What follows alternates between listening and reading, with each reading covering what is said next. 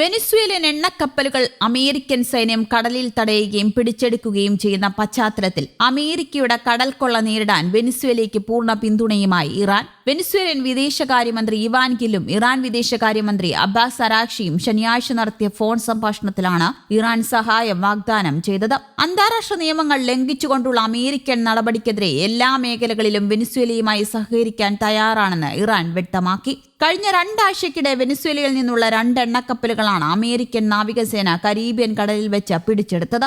ഏറ്റവും ഒടുവിൽ ശനിയാഴ്ച പുലർച്ചെ സെഞ്ചുറീസ് എന്ന കപ്പൽ US കോസ്റ്റ് ഗാർഡ് പിടിച്ചെടുത്തതായി റിപ്പോർട്ടുകൾ പുറത്തുവന്നു. വെനിസ്വേലയിലേക്കും പുറത്തേക്കും പോകുന്ന എല്ലാ എണ്ണക്കപ്പലുകൾക്കും പൂർണ്ണമായ ഉപരോധം ഏർപ്പെടുത്തുന്നതിനായി അമേരിക്കൻ പ്രസിഡന്റ് ഡൊണാൾഡ് ട്രംപ് നേരത്തെ ഉപരോധം പ്രഖ്യാപിച്ചിരുന്നു. ഇതിനു പിന്നാലെയാണ് കപ്പലുകൾ പിടിച്ചെടുക്കുന്ന നടപടി അമേരിക്ക ശക്തമാക്കിയത്.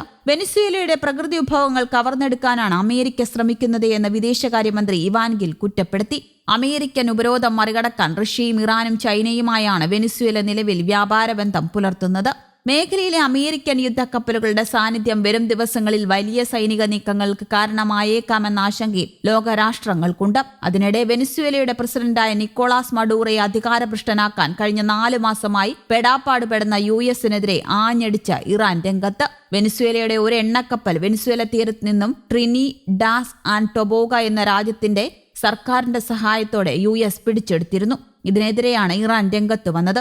ഇറാന്റെ വിദേശകാര്യ വക്താവ് ഇസ്മയിൽ ബാഗി ഹമാനെയാണ് അമേരിക്കയും ട്രംപിനുമെതിരെ താക്കീതുമായി രംഗത്തെത്തിയത്. ഇറാൻ അമേരിക്കയ്ക്കെതിരെ ആഞ്ഞടിച്ചതിന് പിന്നിൽ ചൈനയും റഷ്യയും നൽകിയ പിന്തുണയാണെന്നത് വ്യക്തമാണ്. നേരിട്ട് റഷ്യയോ ചൈനയോ രംഗത്തിറങ്ങാതെ അവരുടെ സഖ്യശക്തിയായ ഇറാനെ ഈ യുദ്ധത്തിൽ ഇടപെടിയിക്കുന്നതിന് പിന്നിൽ വ്യക്തമായ ലക്ഷ്യമുണ്ടെന്ന് കരുതുന്നു. ഇതോടെ വെനിസ്വേലയെ ആക്രമിക്കുകയെന്നത് US-ന്റെ കൈപൊള്ളുന്ന നടപടിയായേക്കുമെന്നാണ് കരുതപ്പെടുന്നത്. ലോകത്തിലെ ഏറ്റവും അധികം എണ്ണ ഉൽപ്പാദിപ്പിക്കുന്ന രാജ്യമാണ് വെനിസ്വേല. ദിവസേന 300 കോടി ബാരൽ എണ്ണ ഉൽപ്പാദിപ്പിക്കാൻ ഇവിടുത്തെ എണ്ണപ്പാടങ്ങൾക്ക് ശേഷിയുണ്ട്. ഇവിടുത്തെ എണ്ണപ്പാടങ്ങളിൽ നല്ലൊരു ശതമാനം നിക്ഷേപം നടത്തിയ രാജ്യങ്ങളാണ് പുടിന്റെ റഷ്യയും ഷീ ജിൻപിങ്ങിന്റെ ചൈനയും. അതുകൊണ്ട് തന്നെ നിക്കോളാസ് മഡൂറയെ വീഴ്ത്തുന്നതിന് റഷ്യയും ചൈനയും ഏതു വിധേനയും തടയിടുമെന്ന് കരുതുന്നു. ട്രിനിഡാഡ് ആൻഡ് ടൊബാഗോ എന്ന രാജ്യത്തിന്റെ സഹായത്തോടെ അമേരിക്ക പിടിച്ചെടുത്ത വെനിസ്വേലയുടെ സ്കിപ്പർ എന്ന പേരുള്ള എണ്ണക്കപ്പലിൽ ഏകദേശം 20 ലക്ഷം ബാരൽ എണ്ണ ഉണ്ടായിരുന്നതായി പറയപ്പെടുന്നു. ട്രിനിഡാഡ് ആൻഡ് ടൊബാഗോയിലെ വിമാനത്താവളം ഉപയോഗിച്ചാണ് US യുദ്ധവിമാനം വെനിസ്വേലയുടെ എണ്ണക്കപ്പൽ പിടിച്ചെടുത്തത്. യുദ്ധവിമാനങ്ങളിൽ നിന്നും നേരിട്ട് ഈ എണ്ണക്കപ്പലിലേക്ക് അമേരിക്കൻ പട്ടാളക്കാർ ഇറങ്ങിയാണ് കപ്പൽ പിടിച്ചെടുത്തത്.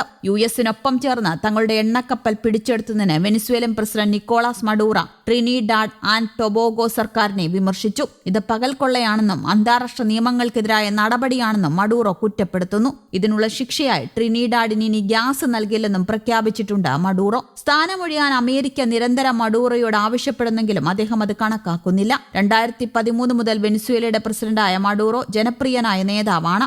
അദ്ദേഹം വെനിസ്വേലയിലെ ജനങ്ങളെ കൂട്ടത്തോടെ രംഗത്തിറക്കുകയാണ്. പൊതുവെ അമേരിക്ക വിരുദ്ധമാണ് വെനിസ്വേലയിലെ ജനങ്ങൾ. അമേരിക്കൻ പട്ടാളക്കാരെ നേരിടാൻ തോക്കുകളും ജനങ്ങൾക്ക് വിതരണം ചെയ്യുകയാണ്. മുൻപത്തെക്കാളും മഡൂറോയുടെ ജനപിന്തുണ വർദ്ധിക്കുകയാണ്. അമേരിക്കയിലേക്ക് മയക്കുമരുന്ന് കടത്തുന്ന ലഹരി കച്ചവട സംഘങ്ങളെ നിയന്ത്രിക്കുന്നത് വെനിസ്വേലൻ പ്രസിഡന്റ് നിക്കോളാസ് മഡൂറോ ആണെന്ന് കുറ്റപ്പെടുത്തിയ ശേഷം കഴിഞ്ഞ 4 മാസമായി ട്രംപ് അദ്ദേഹത്തെ സ്ഥാനഭ്രഷ്ടമാക്കാനുള്ള ശ്രമത്തിലാണ്. ഇതിനായി വെനിസ്വേലയ്ക്ക് മുന്നിലെ കരീബിയൻ കടലിൽ അമേരിക്കയുടെ 7 യുദ്ധക്കപ്പലുകൾ ഏത് സമയത്തും വെനിസ്വേലയെ ആക്രമിക്കാൻ തയ്യാറാക്കി നിർത്തിയിരിക്കുകയാണ്.